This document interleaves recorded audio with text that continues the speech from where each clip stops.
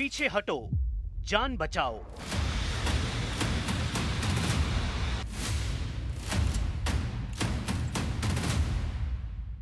आगे बढ़े तो तबाही तय।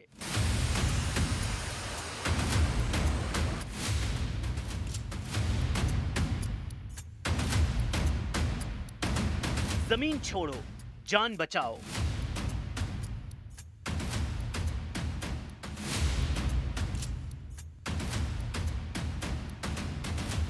यूक्रेन तभी बचेगा जब बंटेगा।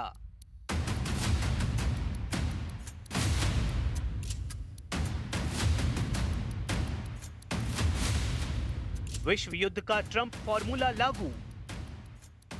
You know, war is a very strange thing. A lot of bad things happen, a lot of good things happen. ये युद्ध अब यूक्रेन नहीं जीत सकता।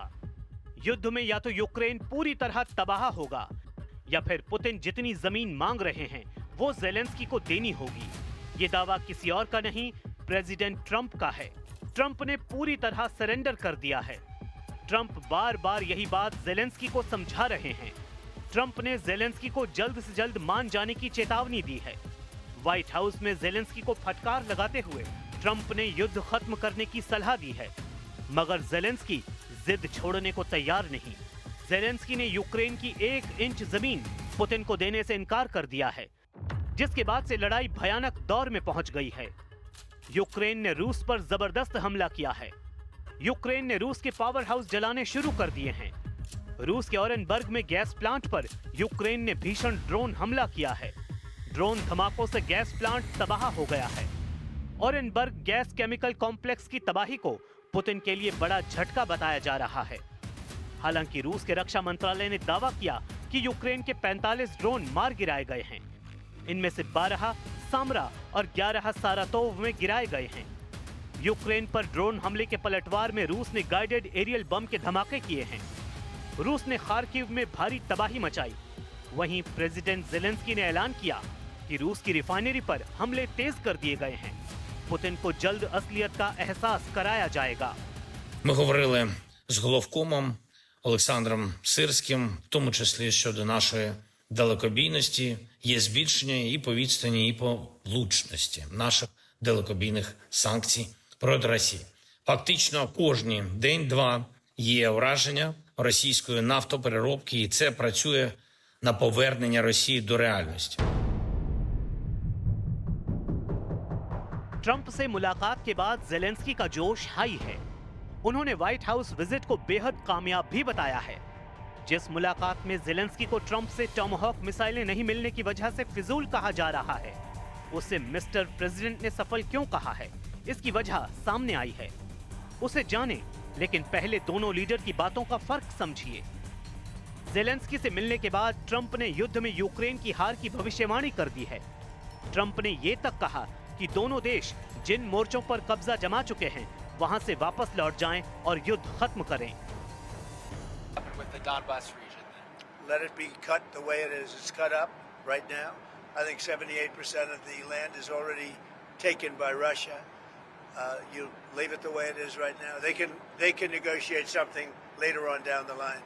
But I said cut and stop at the battle line. Go home. Stop fighting. Stop killing people. Trump का यह offer Putin के लिए फायदे का है, लेकिन ज़ेलेंस्की ने इसे माना तो आधा यूक्रेन हाथ से निकल जाएगा। इसलिए ज़ेलेंस्की ने सीज फायर शर्तों को मानने से इनकार कर दिया है। ज़ेलेंस्की ने ट्रंप से सिर्फ अब लॉन्ग रेंज तक मार करने वाले हथियारों की मदद की डिमांड की है। बाकी युद्ध में जो भी सपोर्ट उन्हें चाहिए उसका इंतजाम वो यूरोपीय देशों से करने में जुट गए हैं। ब्रिटिश मीडिया आउटलेट की रिपोर्ट के मुताबिक यूरोपीय आयोग 4 प्रमुख रक्षा परियोजनाओं पर काम शुरू कर चुका है। पुतिन के खिलाफ यूरोपीय देश एयर शील्ड बनाने जा रहे हैं, जो मिसाइलों और दूसरे हवाई खतरों से रक्षा करेगी। इतना ही नहीं, अंतरिक्ष में खतरों से निपटने के लिए यूरोपीय स्पेस शील्ड भी बनाई जा रही है। Multi layer air defence system NATO के पूर्वी तट पर मौजूद देशों में किया जा रहा है, जहां से रूसी ड्रोन का पता लगाने और उन्हें मार गिराने में मदद मिलती है। यूरोप की महाशक्तियों की हंगरी के बुडापेस्ट में होने जा रही पुतिन ट्रंप मुलाकात से बेरुखी खतरनाक मैसेज दे रही है। हंगरी के विदेश मंत्री ने यहां तक कहा है कि यूरोपीय देशों ने बुडापेस्ट समिट को पुतिन ट्रंप की समिट का नाम दे दिया है। Az európaiak nem arra helyezik a fókuszt, és nem is érdekeltek abban, hogy a budapesti békecsúcs találkozó valóban békét hozzon, és én a mai felszólalásokból arra kell, hogy következtessek, hogy az európai politikusok egy jelentős része nagyon sok mindent, sőt tőlük minden telhetőt meg fognak tenni annak érdekében, hogy megakadályozzák eleve ennek a csúcs találkozónak a létrejöttét. Ahelyett, hogy örülnének, hogy újabb amerikai-orosz csúcs lesz, ahelyett, hogy örülnének annak, hogy egy újabb nagy lépés lehet tenni a béke irányába, mindehelyett az európai politikusok továbbra is a háború folytatását és meghosszabbítását támogatják. Budapest summit से पहले एक बड़ा twist और आया है। रूस के विदेश मंत्री सर्गेई लावरोव और मार्क रूबियो के बीच होने वाली बैठक टल गई है। मीडिया रिपोर्ट्स में दावा किया गया है कि युद्ध समझौते को लेकर दोनों तरफ से भारी असहमति की वजह से मीटिंग टाल दी गई, जबकि सर्गेई लावरोव ने कहा कि वो रूबियो से फोन पर संपर्क में हैं। Главное все-таки не место и не сроки, а главное то, как мы будем двигаться по существу тех задач, которые были согласованы и по которым достигнуто широкое понимание было в Анкоридже. Мы договорились продолжить эти телефонные контакты, чтобы лучше понять, где мы находимся и как двигаться в правильном направлении. ट्रंप पुतिन की हाई टेंशन मीटिंग को लेकर सब कुछ ठीक नहीं, तो क्या बुडापेस्ट समिट का हश्र अलास्का जैसे ही तय है? फिर ट्रंप क्यों पुतिन से मिलने के लिए उतावले हैं? ट्रंप के पास क्या कोई और कार्ड है?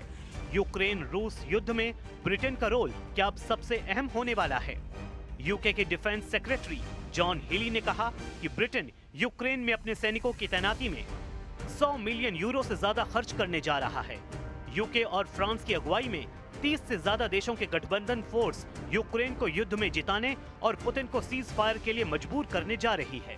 उधर व्हाइट हाउस मीटिंग में ट्रंप ने भले ही जेलेंस्की की टॉमहॉक विश पूरी नहीं की, लेकिन उन्हें डिफेंस सिस्टम डील पर ग्रीन सिग्नल मिला है। मतलब सुपर पावर अपने पैट्रियट एयर डिफेंस से यूक्रेन को फिर से लैस करने जा रहा है। अमेरिका का ये air defence system hit to kill के लिए कुख्यात है, लेकिन सिर्फ डिफेंस सिस्टम के बूते यूक्रेन पुतिन से बच नहीं सकता। यानी जेलेंस्की को महसूस हो रहा है कि उनका पत्ता काटने की पूरी तैयारी हो चुकी है। इसलिए पुतिन और ट्रंप की मीटिंग में फंस चुके जेलेंस्की को बचाने के लिए यूरोप के 5 देश सामने आए हैं। फ्रांस, इटली, जर्मनी, पोलैंड और ब्रिटेन, पांचों रूस के कट्टर दुश्मन। पांचों ने यूरोपीय कमीशन के साथ मिलकर कह दिया है कि वो यूक्रेन का समर्थन जारी रखेंगे। रूस पर दबाव बढ़ना चाहिए, तभी युद्ध खत्म होगा, तभी इस दुनिया में सुकून लौटेगा। जेलेंस्की के समर्थन में यूरोप का मैसेज साफ है। मैसेज ये कि अमेरिका चाहे सरेंडर करेगा, यूक्रेन सरेंडर नहीं करेगा। और अगर ऐसी नौबत आई तो अब यूरोप यूक्रेन की तरफ से लड़ेगा। ट्रंप पुतिन की मीटिंग से पहले ये यूरोप के साथ मिलकर जेलेंस्की का नेटो धमाका कहा जा रहा है, जिसमें नेटो पूरी तरह बंटा हुआ नजर आ रहा है। क्या ये अमेरिका और डोनाल्ड ट्रंप के खिलाफ फ्रांस, इटली, जर्मनी, पोलैंड और ब्रिटेन और यूरोपीय कमीशन की बगावत कही जाएगी? यूरोप का मूड देखकर ट्रंप ने त्रिपक्षीय बातचीत का पासा फेंका है। ट्रंप ने कहा कि ऐसी मीटिंग भी हो सकती है जिसमें वो भी हो, पुतिन भी हो और जेलेंस्की भी मौजूद हो। जेलेंस्की ने भी बुडापेस्ट समिट में शामिल होने की ख्वाहिश जताई है। Я доручив нашим дипломатам і вже про це говорив з багатьма лідерами готувати найближчим часом зустріч коаліції охочих. Нам в Європі потрібні спільні, сильні позиції. І це буде.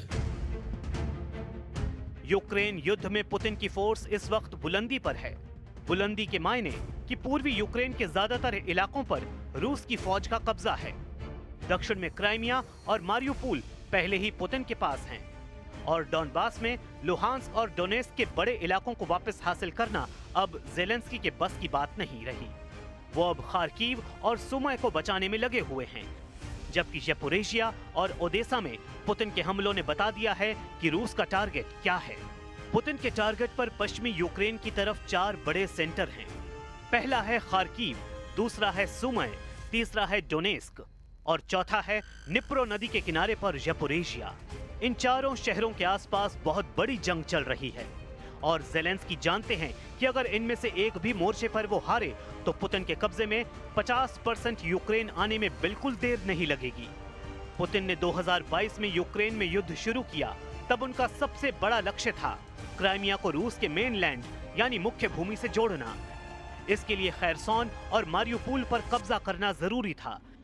यहीं से पुतिन हाईवे बनाकर क्राइमिया तक पहुंचना चाहते थे, लेकिन खारसेन की जंग आसान नहीं रही। जब से यूक्रेन की सेना को अमेरिका से हाईमार्स रॉकेट सिस्टम मिले, रूस की इस इलाके पर पकड़ ढीली होती गई। बाद में दूसरे हथियारों से भी यूक्रेन की सेना की रेंज बढ़ती गई और पुतिन की सेना को कई मोर्चों पर पीछे भी हटना पड़ा। सवाल है कि अब ज़ेलेंस्की क्या करेंगे, क्योंकि अमेरिका ने यूक्रेन को टोमाहॉक मिसाइलें दी ही नहीं, लंबी दूरी तक हमले करने वाले बड़े बड़े हथियार भी यूक्रेन के पास नहीं। Базовий сценарій – зберігати позиції та забезпечити умови для правильної дипломатії, для якнайшвидшого завершення цієї війни. Достойним миром. Мир нам потрібен. Саме мир справжній, чесний, а не війна нескінченна. युद्ध की शुरुआत से अमेरिका ने ज़ेलेंस्की के जवानों की छोटी छोटी जरूरतें पूरी की। उनकी वर्दी से लेकर उनके जिन कलपुर्जों की जरूरत थी वो भी अमेरिका से पहुंचाए गए। -डिग्री तापमान में भी ज़ेलेंस्की की फोर्स अगर मोर्चे पर डटी रही तो उसकी वजह अमेरिका से पहुंचने वाली रसद रही। मगर युद्ध का रुख तय करने वाली मिसाइल की डिमांड पूरी न करके ट्रंप ने पुतिन की राह आसान कर दी है। ट्रंप के टोमाहॉक न देने वाले आदेश से ज़ेलेंस्की को बहुत ज्यादा दर्द हो रहा है, इसमें कोई शक नहीं। वैसे ट्रंप ने अपने इरादे राष्ट्रपति पद की शपथ लेने से पहले ही जाहिर कर दिए थे। अमेरिका ने नवंबर में ही यूक्रेन को अटैक मिसाइल इस्तेमाल करने की मंजूरी दी थी, यानी 300 किलोमीटर की रेंज तक वाला वॉर ज़ेलेंस्की के लिए करना आसान हो जाता। तब ट्रंप ने इसे बाइडेन की बहुत बड़ी गलती बताया था। वैसे इन हथियारों के बावजूद पुतिन ने अपने ईस्ट कॉरिडोर को देखिए, यानी डॉनबॉस का वो रीजन जहां लुहांस्क और डोनेस्क इलाके आते हैं। इसके साथ ही रूस दक्षिण में मारियुपोल और क्राइमिया तक रेड कॉरिडोर बनाना चाहता है और इन्हीं इलाकों में मजबूत पकड़ हासिल करके वो यूक्रेन को बांटने वाली नदी नाइपर के जरिए ईस्ट और वेस्ट वाला फ्रंट तैयार करना चाहता है। पुतिन अपनी सधी चाल से आगे बढ़ रहे हैं। प्रेसिडेंट ट्रंप उनकी बिछाई बिसात में फंसते जा रहे हैं। ज़ेलेंस्की के लिए युद्ध में हासिल करने के लिए अब कुछ बचा नहीं हुआ है। पुतिन के खौफ से सहमे यूरोप के देश ही अब सिर्फ कुछ कर सकते हैं। यूरोपीय देशों ने अगर पुतिन से टकराने की जुर्रत की तो ये सही मायने में तीसरे विश्व युद्ध की शुरुआत होगी। मुमकिन है ट्रंप इस युद्ध का तमाशा दूर से बैठकर देखना चाहें, लेकिन वो ज्यादा दिन तक हमलों को अनदेखा नहीं कर पाएंगे।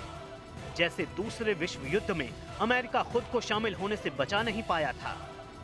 जब अमेरिका युद्ध में आया तो दुनिया ने परमाणु धमाकों की त्रासदी देखी थी।